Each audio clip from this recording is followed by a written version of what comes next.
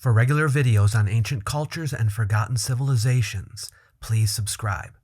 The past 12 months have been a reminder that ancient history and archaeology aren't just tomes and trowels and trenches. It can be intellectual hand-to-hand combat. Yeah, today we're diving headfirst into that academic crossfire. These are the 10 hottest debates, in my opinion, of the past 12 months among academics and scholars.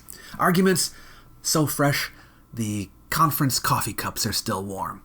Number 1, Ancient Egyptian Race Debate.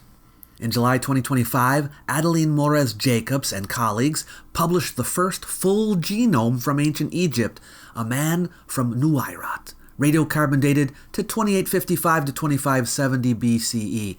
Their take? About 80% North African ancestry, plus about 20% Fertile Crescent ancestry, consistent with gene flow between Egypt and Mesopotamia during the Old Kingdom. Co-author Pontus Skoglund called it a rare preservation win that finally lets genetics weigh in on early Egypt's population history. The evidence base now combines that lone genome from Nuweirat with earlier mummy samples from Abu Sir el-Melek published in 2017, which tilted toward Eastern Mediterranean affinities. Everyone asked, how typical was that genetic cocktail? Harold Ringbauer of the Max Planck Institute asked the key question that this limited evidence can't settle. Did Levantine-like ancestry arrive with farming much earlier, or does it reflect movements specific to Egypt's state-building era? More pointedly, does this settle the argument over whether ancient Egyptians were black, white, or something else?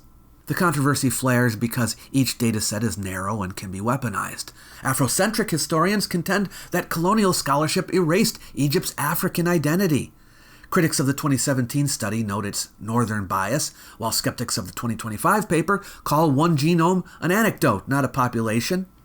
Traditional Egyptologists counter that race is an anachronism here, urging focus on culture, not color. How might this be resolved? Scale and context. A geographically balanced aDNA project from Lower Egypt to Nubia, spanning dynastic millennia, could map real population shifts, and future debates may finally pivot from racial labels and who should get all the credit to the far richer story of Egyptian cosmopolitanism.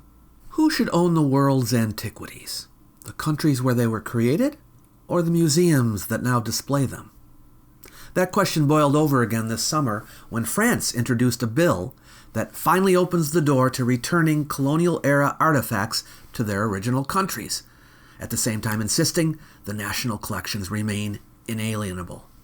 Weeks earlier, the Netherlands handed another trove of Benin bronzes back to Nigeria, adding weight to calls for permanent restitution. And in London, politicians on the right warned the British Museum that any deal to reunite the Parthenon marbles with Athens would undermine British heritage, drawing scorn from classical archaeologists who called the threat culture war theater. Pro-repatriation scholars argue that many marquee pieces left Africa, Asia, and the Mediterranean through coercion or outright looting. Returning them restores cultural memory and can jumpstart local tourism economies. They point to successful recent handovers, like Germany's 2023 Benin shipments, as proof that major collections won't collapse when they let go. Universal Museum defenders counter that encyclopedic displays tell a global story in one place and ensure conservation standards some source nations still lack. They also warn that once a return precedent is set, political campaigns could empty Western galleries piece by piece. A workable piece may hinge on hybrid models, renewable loans that rotate objects home for long exhibitions, joint conservation labs funded by both parties, and 3D scanning that puts full-resolution replicas online for anyone, anywhere. Number 3, where did the Proto-Indo-European language begin? In February 2025, a major Nature study argued that the ancestor of all Indo-European languages most likely formed among Caucasus Lower Volga (CLV) groups about 6,500 years ago. It labels this ancestor language Proto-Indo-Anatolian. The Anatolian languages then split off from it and Proto-Indo-European, PIE, which did not include the Anatolian languages, crystallized later among the Seredni-Sti communities north of the Black Sea. The well-known Yamnaya then spread PIE widely, but they weren't the first speakers. The case rests on hundreds of newly sequenced ancient genomes, which show strong links between Yamnaya and those earlier CLV populations. And it offers a neat solution to an old puzzle. Hittite and the other Anatolian languages never showed the classic steppe genetic signal, and there are elements of their language group that differ from all other Indo-European languages. Immediate pushback came from linguist Paul Hegarty, lead author of a groundbreaking 2023 phylogenetic paper, who promoted a different theory. He argues the new model is a retreat with some smoke and mirrors in how it redefines Indo-European. He points out that the new study contains no linguistic analysis, calls the new DNA silent on language, and argues that early Indo-European farmers emerged south of the Caucasus in the northern part of the Fertile Crescent. What is the path to resolution? Well, secure genomes from 7,000 to 4,000 BCE Anatolia would probably fill the glaring gap between Neolithic farmers and documented Hittites and allow scholars to integrate language data with ancient DNA maps. Until then, every new data set seems to redraw the language family tree in some way and keeps this 200-year debate galloping. Number 4, AI versus human translation of ancient texts. In April 2025, a Leiden team ran a bold test. Feed dozens of fragmentary Greek and Latin sentences to both a large language model and a panel of seasoned classicists, then compare their reconstructions to the published editions. The shock came when the AI's guesses aligned with the gold standard more often than the scholars agreed with one another. 3 months later, DeepMind's Aeneas system raised the stakes, filling gaps in 90% of trial inscriptions and even proposing likely dates and find spots. That performance sits on a mountain of new evidence. Millions of digitized papyri and ostraca, high-resolution scans, and transformer models trained on everything from Homer to market receipts. Yet the same engines sometimes invent smooth-sounding words, erase dialect quirks, or miss anachronisms that jump off the page to a human eye. Enthusiasts say these tools free researchers to tackle bigger cultural questions. Skeptics come back and say that over-reliance could de-skill young scholars and lock algorithmic bias into future editions of translations. So what should be done? Well, a realistic way forward might be to let the model propose readings, let humans vet every line, and then publish a transparent changelog so anyone can trace how a smudge turned up as a syllable. But totally automatic translation might not be in the cards.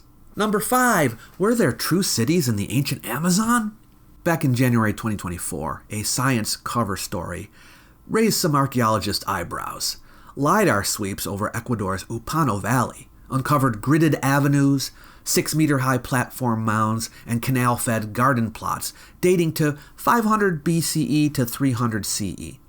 Lead author Stefan Rostein dubbed them garden cities, arguing that tens of thousands of people once lived in a low-density urban landscape, rivaling classical Mesoamerican towns. Since the 2024 Science paper, coverage this year has amplified the Upano findings. Supporters say the scale is the story. Statistical modeling now projects 10,000 to 24,000 pre-Columbian earthworks across the basin. They have been amplifying LiDAR results that point to vast engineered landscapes. Thousands of earthworks, gridded roads, garden plots, even orchards. But there has been pushback. Ancient Americanist Fernanda Ugalde criticized the lost city hype that followed the Science paper, noting that Upano's platforms, canals, and roads have been known for almost 50 years. In other words, the novelty is overstated.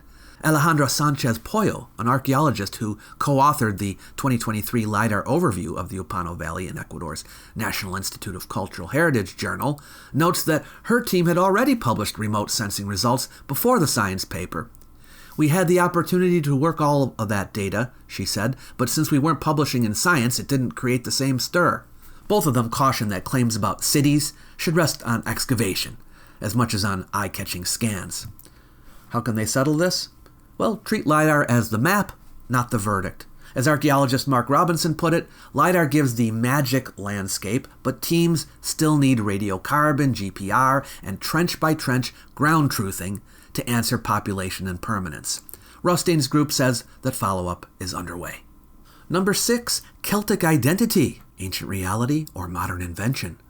In a new book published in 2025, titled The Celts, A Modern History, author Ian Stewart argues that modern Celts are recent inventions grafted onto historical abstractions, a collage of disparate symbols from the pre-Roman past stuck together with imagination, enthusiasm, and academic linguistics.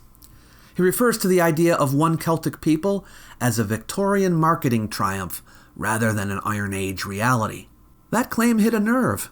Historian Peter Beresford Ellis retorted in the Irish Times that Stewart overlooks essential studies and downplays hard archaeological links, Latin art styles, torque burials, chariot graves, and a family of clearly related Celtic languages stretching from Iberia to Bohemia.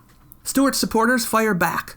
Classical authors use the term inconsistently, and a paper that just came out a few months ago has argued that Celtic languages originally spread without the spread of people. In other words, delinking the genetics with the linguistics. What could settle this? I'm not an expert in DNA, but perhaps a continent-wide project sequencing Iron Age cemeteries matched with strontium isotope maps of migration would test biological connectedness. One day, hopefully, we will finally learn whether Celtic is an appropriate badge of identity or a brilliant piece of Victorian branding that stuck. Number 7. How early did writing appear in South India? The flashpoint is Kiladi in Tamil Nadu, where archaeologist K. Amarnath Ramakrishna has excavated. He argues that the site's earliest phase reaches the 8th to 6th centuries BCE, with Tamil-Brahmi graffiti turning up in secure layers. If correct, this would push back the first appearance of writing in southern India much earlier. His 982-page report leans on AMS radiocarbon dates from Kiladi and neighboring sites. A 2024 roundup of 73 samples even flagged an early date of 685 BCE at the site of Shivagalai. But in May 2025, India's Archaeological Survey, ASI, sent Ramakrishna's report back for revision. What? Why? Well, the covering letter says certain parts lack scientific rigor and need, quote, more authentic, unquote, documentation, and that his proposed dating of the site's layers, quote, requires concrete justification. It even suggests the earliest period should be at the maximum pre-300 BCE. A few weeks later, Culture Minister Gajendra Singh Shekhawat told reporters Ramakrishna's report is not technically well supported and needs further validation. Ramakrishna refused to amend his findings, telling the press it would be criminal and immoral to change a completed excavation report. He insists the chronology rests on stratigraphy and lab dates, not opinion. Meanwhile, the ASI also asked retired superintending archaeologist P.S. Sriraman, who ran a brief 2017 season that reported no significant findings, to file an official report of his own, a move that critics say muddies the waters. So the issue here is whether early Tamil-Brahmi marks at Kiladi sit in securely dated contexts that truly come from a time before Emperor Ashoka in the 3rd century BCE. How will this be resolved? I'm not sure what the correct procedure is about the submission of reports and their robustness, but as regards the ancient writing, I don't think the issue will be totally resolved until more can be found to corroborate it. The problem is, what if there never is any further evidence found? Then this report may be a sticky wicket for some time to come. Number 8. Is classics too Eurocentric? In a new book called What is Ancient History, historian Walter Scheidel argued that teaching the ancient world should go truly global, and even wondered just how much language expertise do ancient historians actually need, suggesting that minimal engagement with Greek and Latin is certainly good enough. He proposes folding Greek and Roman studies into a broader survey of world antiquity, freeing curricula from what he calls a Euro-American foundation myth. To back up his position, he cites enrollment figures showing classics departments shrinking in the US and the UK, syllabi that still center Homer and Caesar while skimming Persia, India, and Mesoamerica, and the rise of high-quality translations plus AI reading tools that, in his view, make deep language mastery less urgent. But this got some classicist dander up. Critics like Oxford classicist Edmund Stewart reply that abolishing intensive language training breathtakingly guts the discipline, because entire arguments in Thucydides or Tacitus can pivot on a single particle. Others warn that global ancient history taught only in English risks swapping Eurocentrism for Anglocentrism, while still leaving students unable to read cuneiform hieroglyphs or classical Chinese. Supporters counter that insisting on 6 years of Greek and Latin has already priced most students out, and that comparative modules would show how Athens, Xi'an, and Teotihuacan faced similar state-building challenges. Where could this all be headed? Universities are piloting hybrid tracks, 2 years of language boot camp, followed by thematic cross-civilization seminars, plus shared open access data sets, so that a student fluent in, say, Akkadian can still contribute to something in Roman studies. If such models raise enrollment and preserve linguistic rigor, the Eurocentrism debate may finally cool. Number 9, Petra's Treasury tomb. Brand new find or reboot? In October 2024, a joint team working with Jordan's Department of Antiquities, ACOR, and the University of St. Andrews announced the discovery of a rock-cut tomb at Petra in Jordan, beneath Al-Khazna, the Treasury, the single most iconic facade in Petra, and said it held the remains of 12 people plus grave goods. St. Andrew's release called it historic, stressing that complete Nabatean burials at Petra are rare, because so many tombs were robbed or reused over centuries. Maybe you remember it appeared in an episode of Expedition Unknown with Josh Gates. Gates said, "This is perhaps the most significant tomb ever found at Petra, and a discovery of historic proportions." Specialists bristled. Dr. Lucy Wadeson, a Nabatean funerary expert, called the coverage a little hyped up, noting comparable tombs at the site. Bioarchaeologist Dr. Megan Perry pointed out that there's nothing unusual about finding tombs with burials. More important is the question of what the dates and context actually prove. Then came a revelation. Dr. Suleiman Farajat, a Jordanian archaeologist who co-led Department of Antiquities excavations in front of the Treasury in 2003 to 2005, publicly reminded everyone that the very same tomb was already excavated back then. The new work, he revealed, was a revisit, not a first discovery. ACOR later clarified that 2024 season reopened the context and collected samples for analysis. Another archaeologist who works at Petra, Dr. Leanne Bedell, revealed that everyone working on this knew that the site had already been discovered, and in fact they were using the original excavation report as a guide, and that when Josh Gates and archaeologist Pierce Paul Kreisman were on camera, supposedly uncovering the tomb, that was all staged. She said all this was damaging to the relationship the American archaeologists have with the Jordanian ones. Where do things stand?